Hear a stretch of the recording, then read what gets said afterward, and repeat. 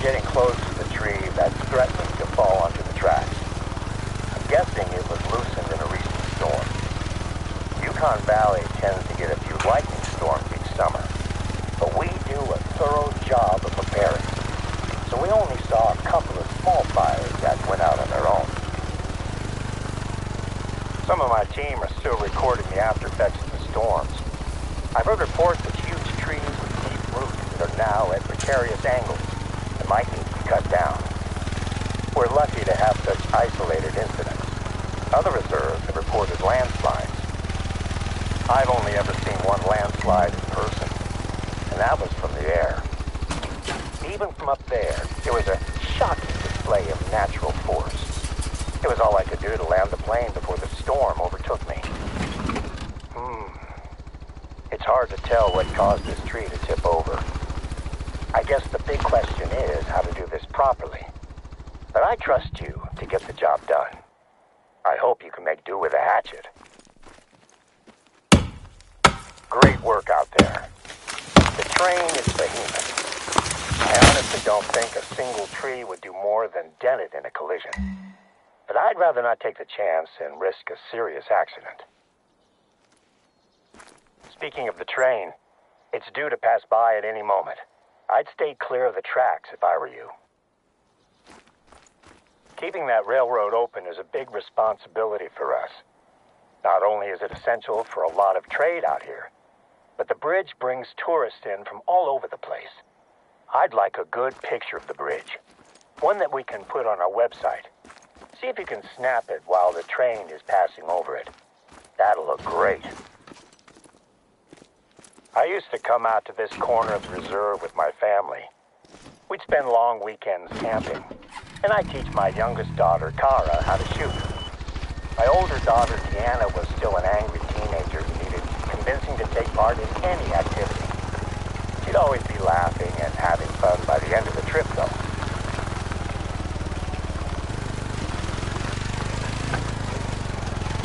Those trips are some of my favorite memories. They brought us all closer as a family. Being alone together. That looks like a good spot to take the photo. Here's me talking about my family vacations when I can't even remember the last time I had dinner with my wife. Her birthday was what? A month ago? I think I'm probably overdue to take her out somewhere nice.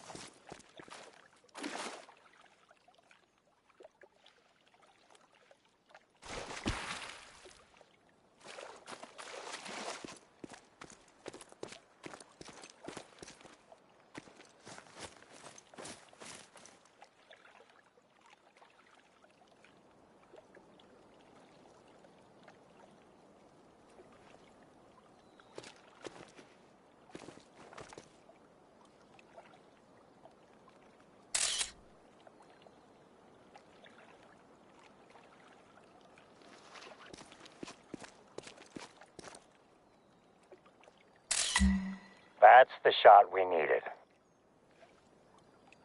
It's a shame we couldn't catch it with the train on top, but it's still good.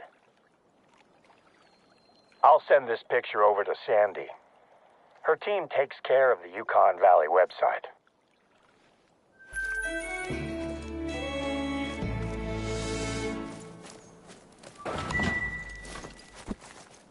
Next up, head over to an outpost that we're replacing. Not too far from where you are just now. The cabin was lost in the Yukon forest fire 2 years ago. And we're in the process of replacing it with a temporary trailer, equipped with some more modern facilities. Due to the level of damage that was sustained by this area of the reserve, it has attracted several researchers who would like to perform long-term studies in the region. Yukon Forest will host our first research outpost trial. Oh, and in case you were unaware, Yukon is a native word for wolf. The fire destroyed part of the forest, but the wolves are still out there. I'd make sure you keep your rifle fully loaded at all times while you're in wolf country. I look forward to your call when you find the outpost.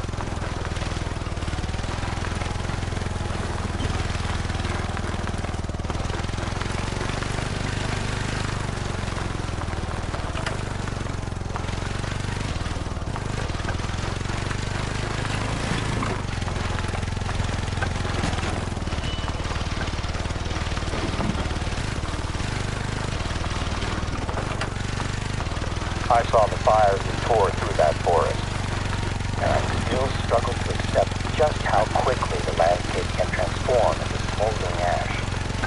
Believe it or not, we got lucky. It could have been a lot worse. Maybe lucky isn't the right word. We lost too much. This is the Basri Memorial Outpost, or at least it will be, once you get it up and running. Ranger Crawford has left the supplies that we need for the finishing touches. He was going to set it up himself, but his wife went into labor just as he got here, so he had to rush back to town. The workstations look like they're ready to go. If this trial goes well, we might see more researchers setting up camp across the reserve. For now, though, let's get things powered up. The supplies will include fuel for the generator. Just stick a little fuel in the generator and fire it up.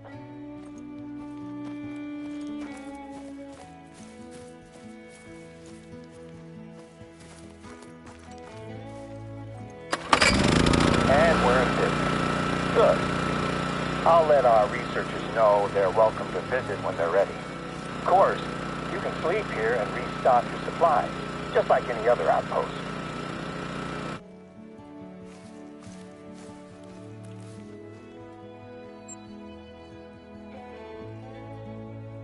The outpost is just the first part of our restoration efforts. The supplies should contain a couple of things that you're going to need for your next job. Planting new saplings. Take the bag of spruce saplings and the shovel, and let me mark a spot for you on your map.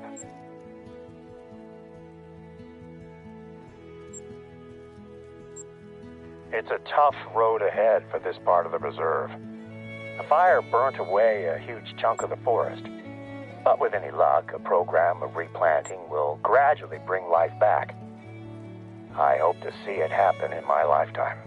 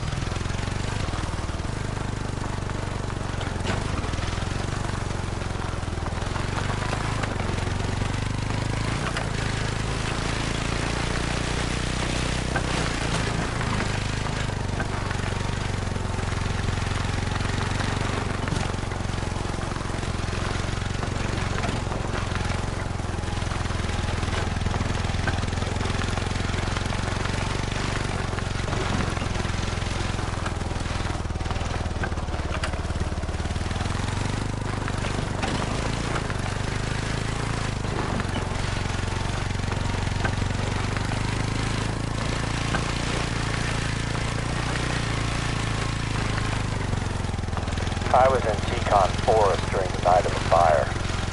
We predicted a few spots as potential fire sites, and we're doing our best to prepare. But there were too few of us, and too much ground to cover. I sent most of the team away when the storm rolled over us. It was getting too dangerous. You're in the right spot. I haven't been out to that corner of the reserve for quite a while now.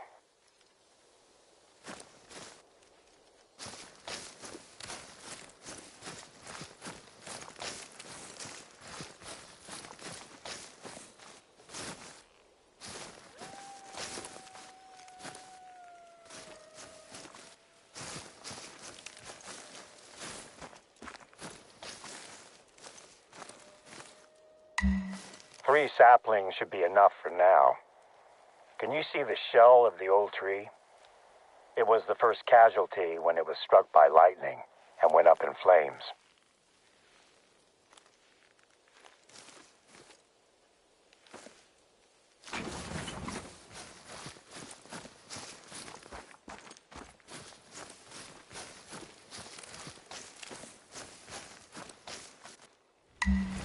We lost more than the trees that night. It took less than 5 minutes for the blaze to take hold and travel towards us. Our rookie trooper, Omid Baskin, was the only one not accounted for. Patrick! Where are you? When I found his radio, a part of me knew straight away that we'd lost him. I wanted to go further in and look for him, but the fire was impenetrable. The wall of heat was advancing, and I couldn't stay there. I just made it out before the fire consumed where I'd been standing seconds before. We went back as soon as the fires had died down and started looking. We found him, but it was as we'd feared. The outpost here is dedicated to him. We all take a special interest in overseeing the restoration of the area where we lost him. Naturally, it was a tough time for the whole team, but it brought us closer together. We supported each other and Brassery's family. You do what you can, right? We devoted ourselves to our work, and we work to ensure it never happens again. Today's undertaking to replace lost trees is another step in revitalizing Teton Forest. On my last flyby, I definitely saw some movement down there. Can you scout around for tracks in the burnt forest? I'm keen to see what animals are returning to the region.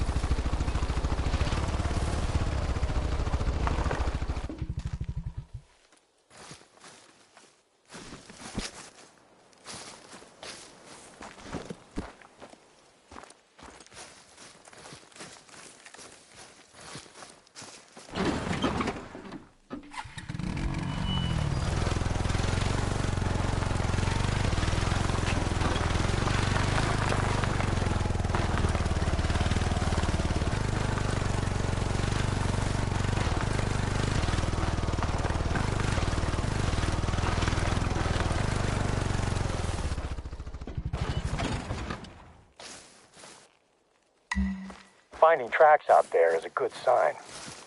There might not be a lot of cover or food yet, but at least some animals are starting to come back. I don't have any more work for you out in Teton Forest, but I've just received a message from a research team that could probably use a little assistance. Let me speak with them, and I'll be in touch with you shortly.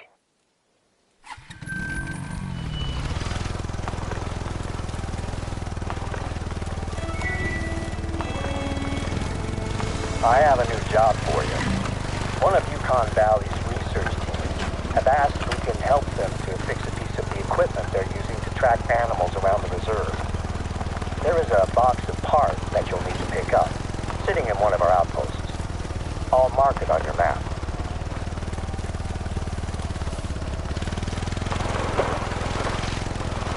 Normally, I'd tell them we're too busy for this, but they need to wrap up their research before winter settles on the reserve. It'll be a much easier job if we help them out, and I'd like to keep working with them next year. I'll call you when you're getting close to the outpost.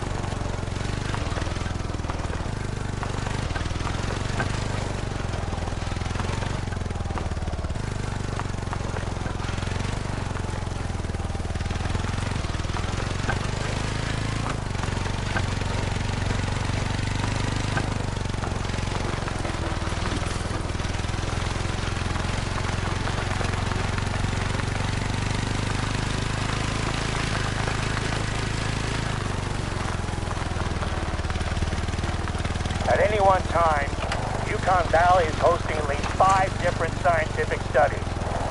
A lot of them are a simple case of setting up some recording equipment and leaving it to record data. But some involve a more hands-on approach. I wish I could do more to help with the studies. I don't get to use my biological science degree as much as I'd like, but it helps me when it comes to working with research teams and their ilk. Parts are being stored in that outpost. They should be good to go.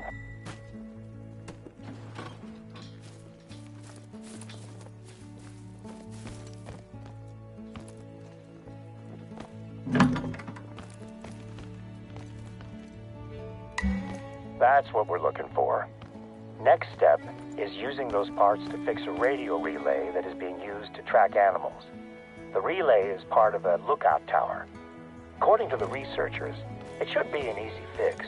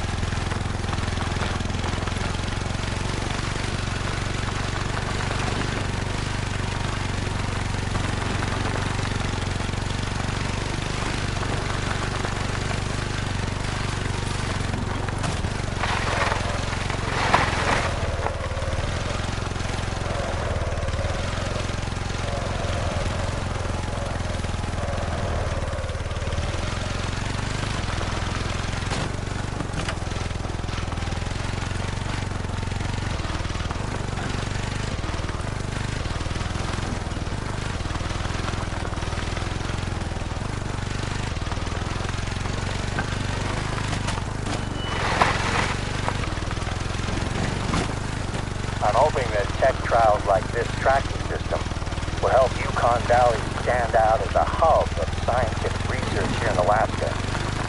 Speaking of research, I have your samples on board now.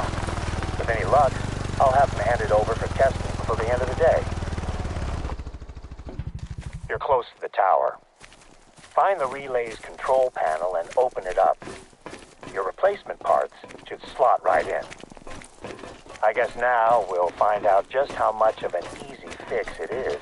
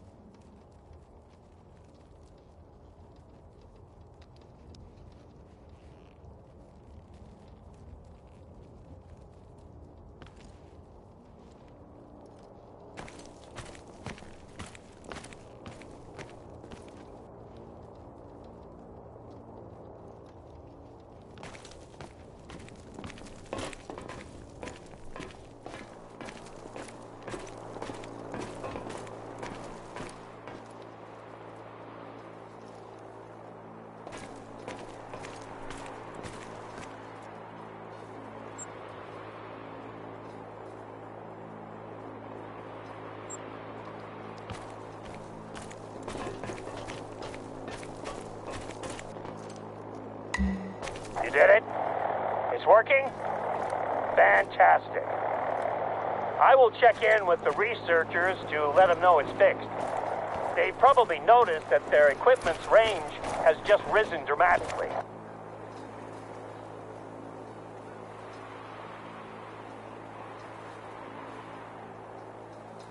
I just called the research team and they've confirmed that the relay is working now. They've asked if you could take a look at one of their trackers that has been dormant for the last 13 hours or so. They weren't sure if the lack of movement had been due to poor signal, but now they're certain that something's happened. I'll forward the details.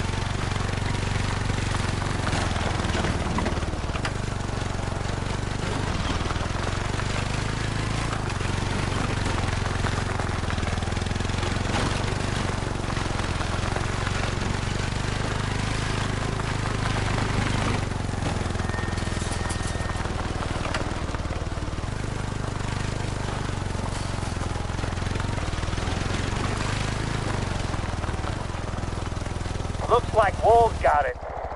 But something scared them off before they could really finish their meal.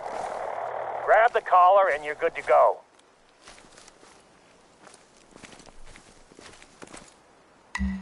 Okay, I think we're done here.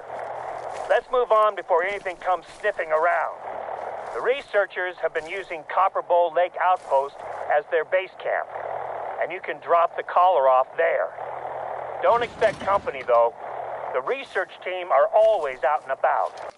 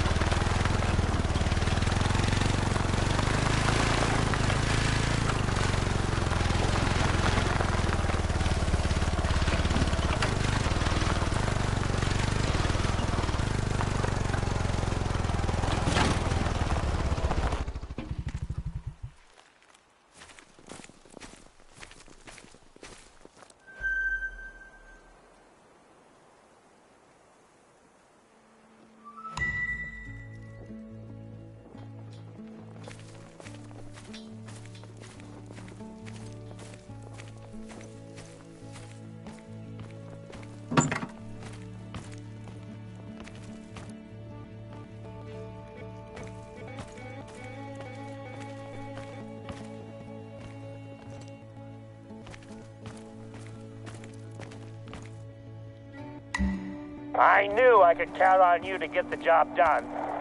You're becoming my ambassador out here, and I gotta say, your work so far has impressed me. At this rate, I'll actually be able to do some paperwork today. Seems a little strange to be excited about that, I guess. Hopefully, I'll manage to spend some time with my wife this month. Now that I remember, I gave your number to Oscar, the researcher in charge of this particular population study. He and I work well enough together, but you'll be better placed to help him out. You might have already heard from him about work he needs help with.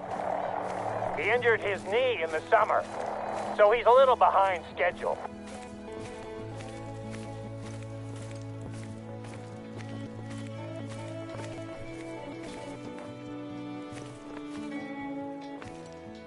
During my last flyby, I noticed that there were people walking around inside of the Millerwood mine complex.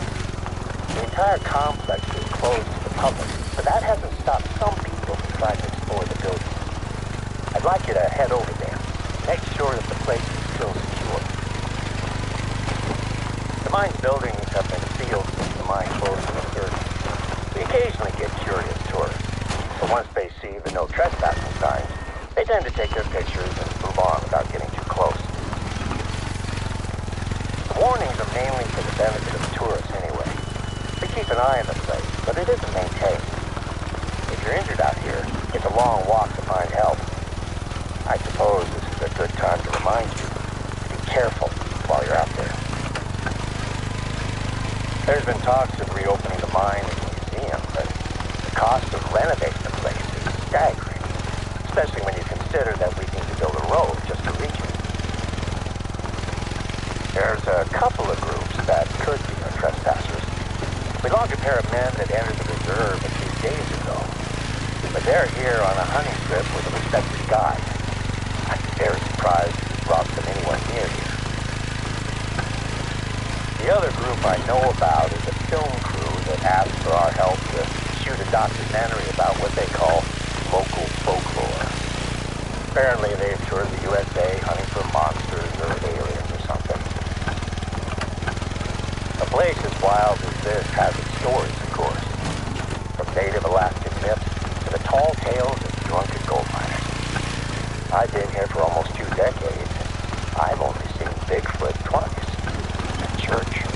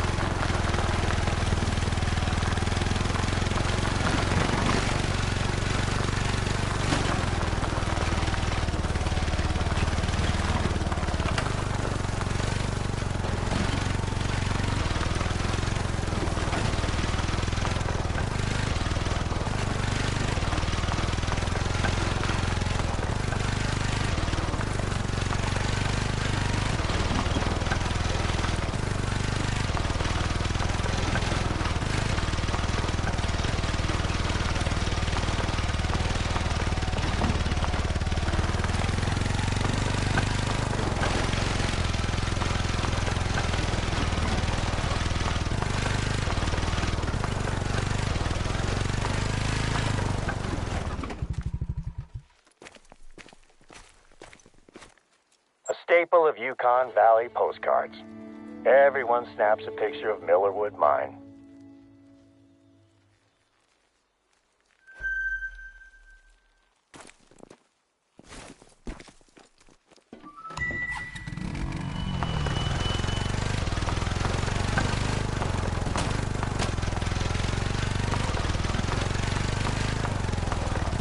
Millerwood doesn't have a lot of hiding places. The buildings are still all locked up. It should be a quick search.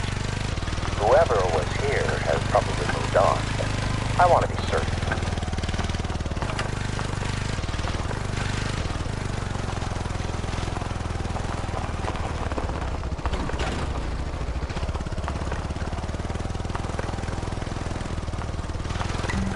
Take a look around the complex. My last inspection was 6 months ago and all the buildings were secure. Let me know if you see anything suspicious.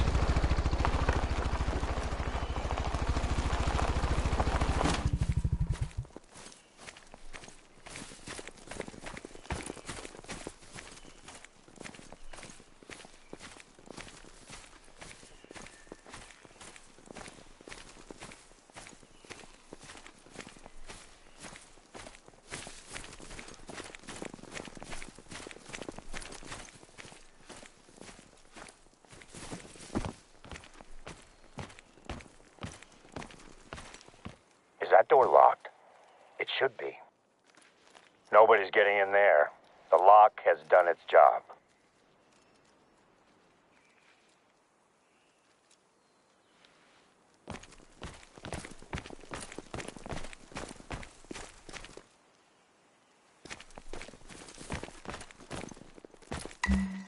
Something's not right here.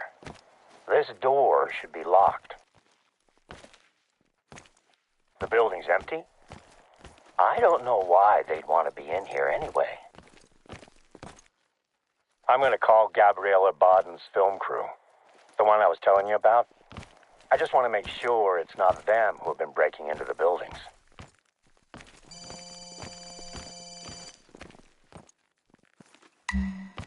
that the phone I'm calling?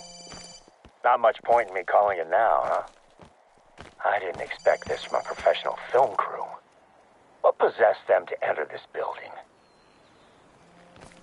I need to speak to them about what they've done here. That phone you picked up is the only way I had of contacting them. So we're gonna have to track them down. Given their total lack of bushcraft or respect for their surroundings, it should hopefully be an easy trail to follow. You've done a lot to help, but this is gonna need an officer on site just in case things get ugly. I'm on my way.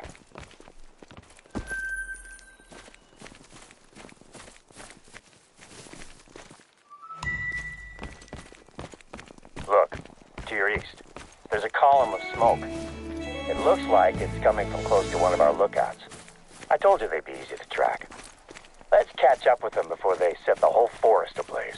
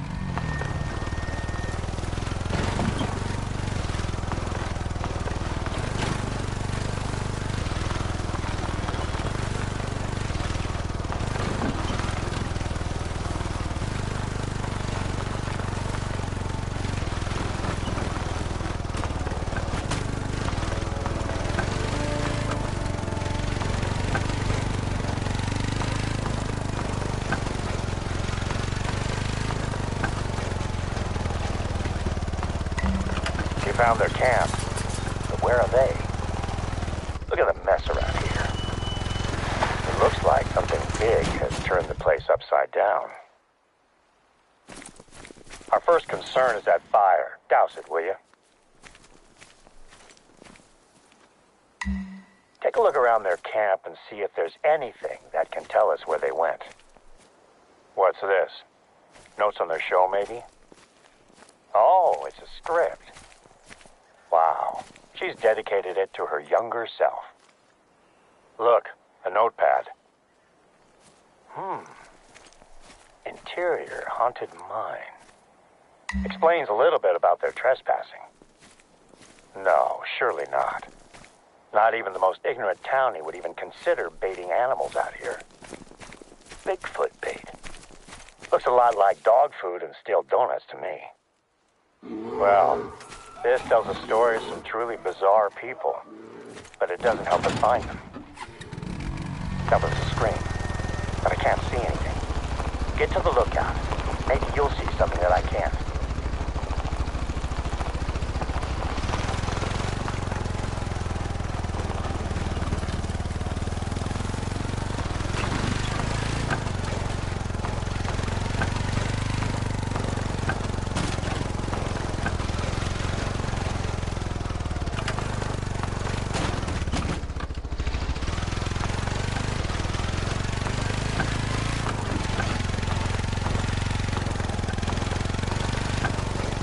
I've got them.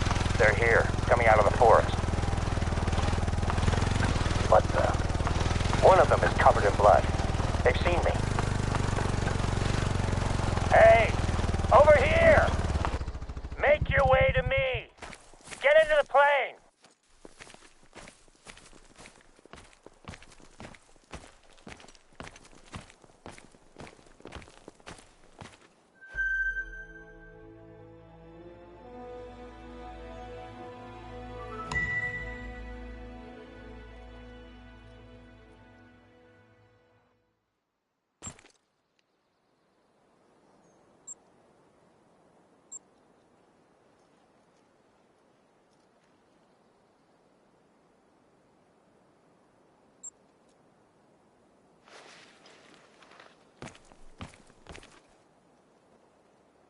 Everyone is on board.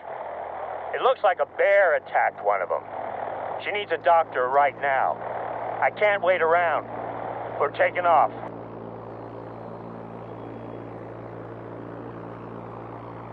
I've got this. Heading back to base. We'll have a doctor standing by.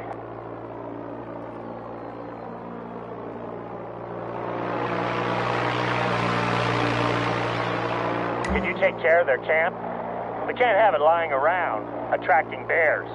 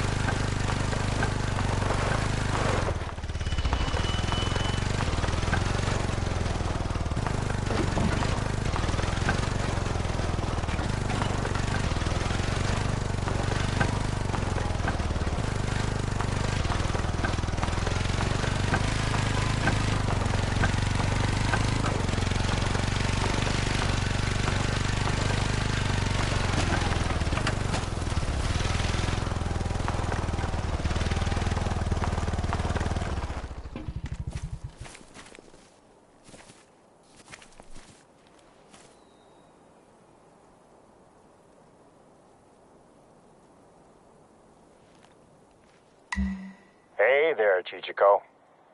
I'll bet you have a lot of questions that you want to ask me, huh? Before you start, let me just give you the highlights. Baden's face and shoulder were pretty torn up. She took a swipe from a fully grown grizzly, all while her friends accidentally, or should I say, incidentally, bear sprayed her. The spray likely saved her life, though. They thought that a .22 pistol was enough protection against grizzlies. So as well as spraying the bear, they shot it in the side. I've seen bears shrug off spray and even larger caliber rounds. So I'd say these guys are lucky they decided to run off, instead of making it angrier. Anyway, Baden was in surgery this morning. The bear's claws gave her some nasty head wounds, and it was able to sink its teeth into her shoulder before running off. She'll be out of it for a few days. I'll question her when doctors say she's ready. I have to say, you handled yesterday well, Chichiko. Kept a level head, even when things went off the rails. I've had rookie troopers under my care who would have struggled in the same scenario. It's entirely possible that you saved that film crew's lives. Not only did you help to solve a crime that led to us saving some woefully underprepared, let's just say, explorers, shall we? You took care of the mess at the mine, and at their camp, too. It's not like this is the first big impact your work has had on the reserve. You helped us quarantine a potentially devastating infestation of spruce bark beetles. You assisted with scientific research programs and helped us to safeguard Yukon Valley's future. I know it might have seemed counterintuitive to hire a professional hunter when the plan was to protect Yukon Valley's wildlife, but I know that I made the right choice. Your work out here will have far-reaching repercussions for not only the forests, plains, and lakes, but everything that lives here as well. And that includes me. At first, the plan was for you to take over a lot of my informal duties, the tasks that aren't officially part of my job, but are essential to the running of the reserve. Maintaining population, containing threats, and gathering samples for scientific research.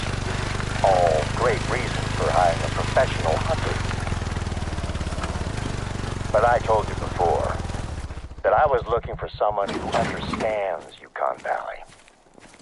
Someone I could trust to take care of it. the same way I do. Your recent time here has been a trial of sorts, helping me to prepare the reserve for winter. I feel like the reserve is ready now, and that's largely thanks to your efforts. Sandy might have told you, but she's delighted that you've had this effect on the reserve. In this past week, we've spent more time together than we had done in the entire previous month. In fact, now that the reserve is ready for winter, and I have my ambassador out there, I'm making plans to take Sandy and my girls on a trip somewhere nice. What do you think? Beach, lake, skiing trip? I'll ask Sandy tonight when I get home. Oh, and when I get back from my vacation, you and I should discuss your contract. Winter in the Yukon is no picnic, but I'd like to invite you to stay on indefinitely, if you're interested. You'll be an old sourdough like me in no time.